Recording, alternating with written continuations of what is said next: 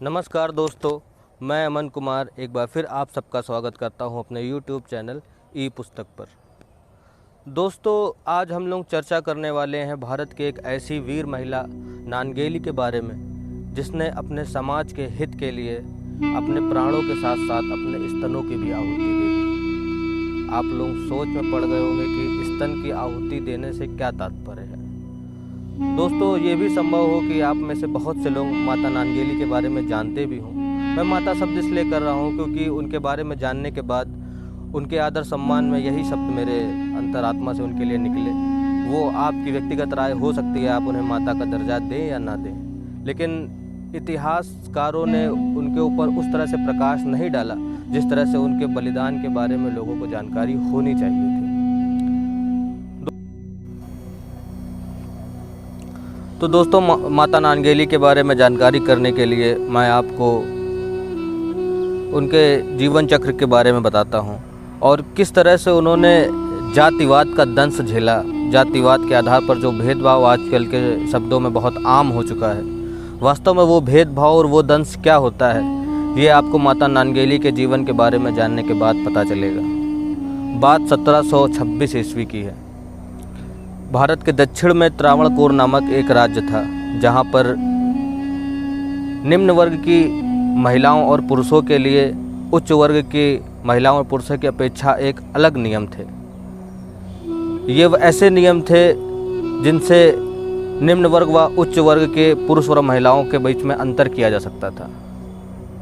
मुझे नहीं मालूम कि इसकी क्या ज़रूरत थी या किन कारणों से नियमों को बनाया गया था, लेकिन वो नियम ऐसे थे जिनको बताने में मेरी ज़बान लड़खड़ा रही है और हो सकता है इसको कहने और सुनने में अच्छा ना लगे, लेकिन ये जानना आज के लिए इतना महत्वपूर्ण इसलिए है कि जो जातिवाद के आधार पर और जातियों के आधार पर भेदभाव जैसे शब्द कॉमन हो चले हैं। सैकड़ों वर्षों तक इस शब्द के मायने वही रहे, इन पर असर क्या हुआ, इनका मतलब क्या था, किस वजह से इन शब्दों की उत्पत्ति हुई, इसको जानकारी करने के लिए मुझे आज इन शब्दों को अपने इस चैनल पर आपके सामने रखना पड़ेगा।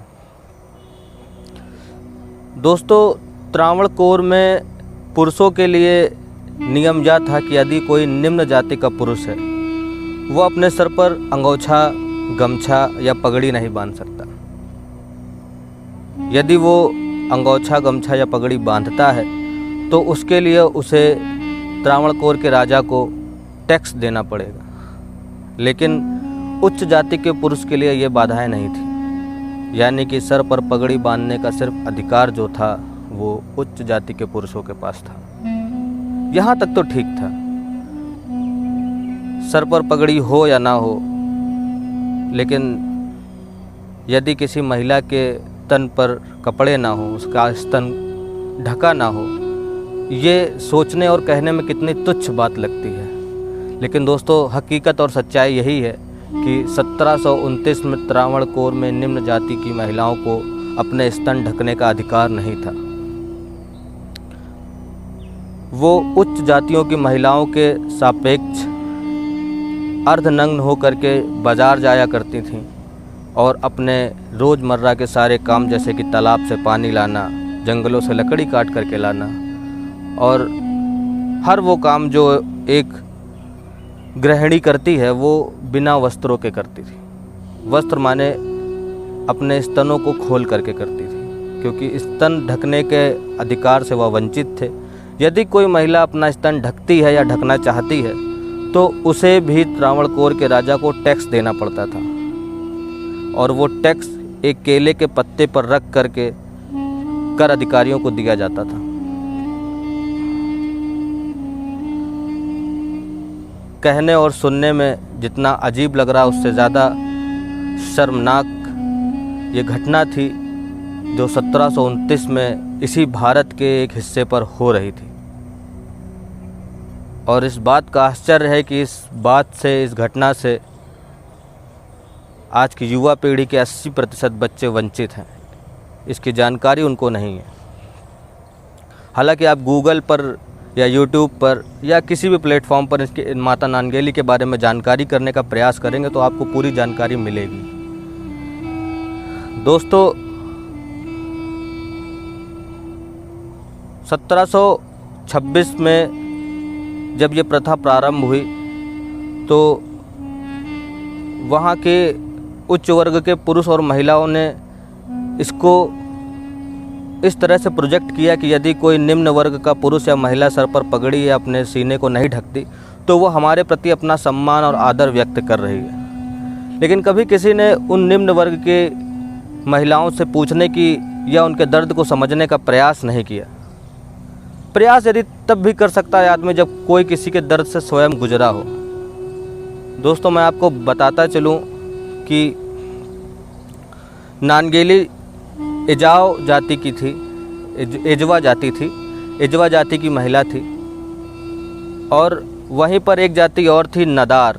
एजवा और नदार मुख्य रूप से दो प्रकार की जातियां जो थीं वो त्रावणकोर में पाई जाती थी और कई तरह की निम्न जातियां थीं। एजार जाति से नागेली का जन्म जब हुआ तो 1803 वर्ष ईस्वी में उसने अपने स्तन ढकने के अधिकार का खुल करके पक्ष लिया और राजा के खिलाफ विद्रोह कर दिया और वह अपना स्तन ढक करके बाज़ार में वह अपने दैनिक कार्य करने लगी। जब इसकी खबर उच्च जाति के लोगों ने राजा को बताई तो राजा ने कहा कि अगर वो महिला अपना स्तन ढक रही है तो वो नियमानुसार वह टैक्स भी देगी। लेकिन गरीब महिला होने के नाते, निर्धन व निर्बल होने के नाते उसके पास इतने रुपए नहीं थे कि वो राजा को टैक्स दे सके। लेकिन वो सम्मान से जीना ज़रूर चाहती थी। यदि कोई निर्धन या निर्बल है तो हो सकता है कि वो ऐशो आराम से ना जी सके, लेकिन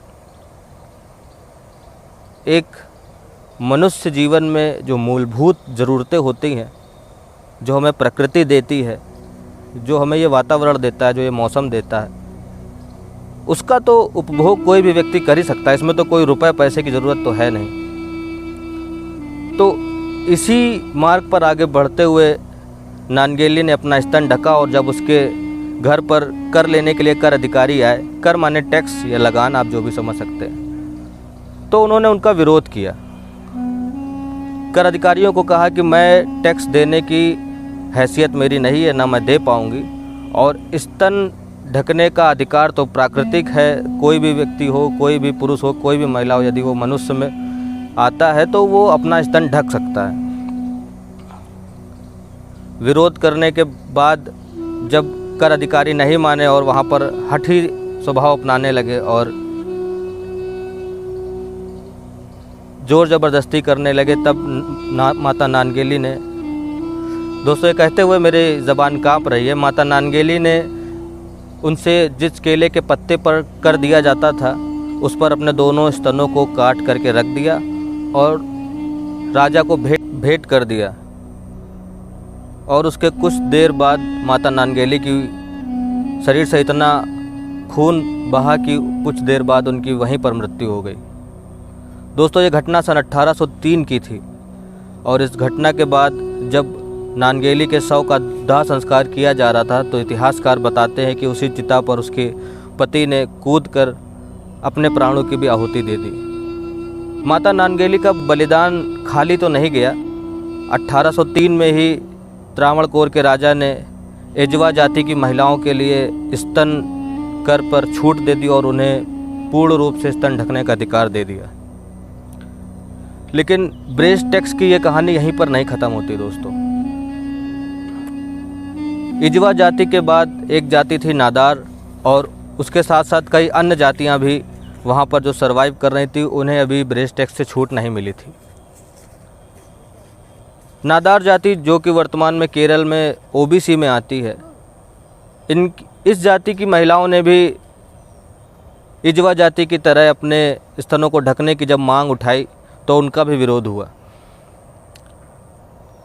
और स्तन ढकने के अधिकार की मांग उठते उठते काफ़ी लंबा समय बीत गया और दोस्तों समय आ गया 1859 का।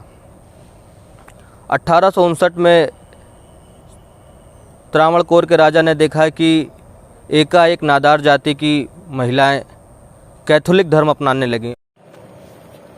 उनके कैथोलिक धर्म अपनाने का महज सिर्फ यही कारण था कि वो भी अपना स्तन ढकना चाहती थी और कैथोलिक धर्म में उन्हें पूर्ण रूप से वस्त्र पहनने की और अपने स्तनों को ढकने की स्वतंत्रता थी। त्रावणकोर के राजा ने जब देखा कि इस तरह से महिलाएं कैथोलिक धर्म अपना रही हैं तो 1859 में नादार जाति के ऊपर से भी ब्रेस्ट टैक्स हटा दिया गया और लंबों वर्षों तक संघर्ष करने के बाद जो और जातियां थीं, दोस्तों 1924 में पूर्ण रूप से त्रावणकोर में महिलाओं के ब्रेस्ट टैक्स पर प्रतिबंध लगा और 1924 के बाद से ही वहां की महिलाएं पूर्ण रूप से वस्त्र पहनने लगी। सर पर पगड़ी की बात और सीने पर वस्त्र रखने की बात नहीं है, बात है भेदभाव और जातिवाद के दंश की। दोस्तों,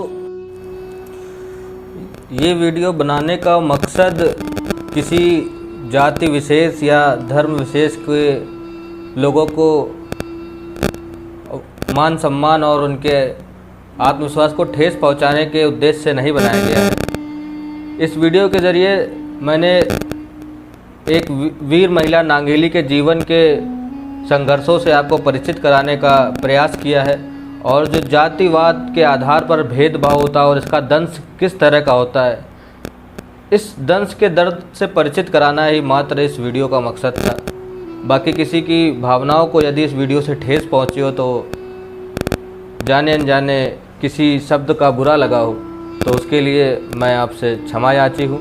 बाकी आपको ये वीडियो कैसा लगा कमेंट सेक्शन में ज़रूर बताएं और अगर ये वीडियो अच्छा लगा हो तो इसे शेयर करें, लाइक करें और मेरे YouTube चैनल को सब्सक्राइब करें। तब तक के लिए मुझे इजाज़त दें ताकि मैं आप लोगों के लिए इसी तरह की कोई अगली स्टोरी या अगले व्यक्तित्व के लिए आपको परिचित करा सकूं।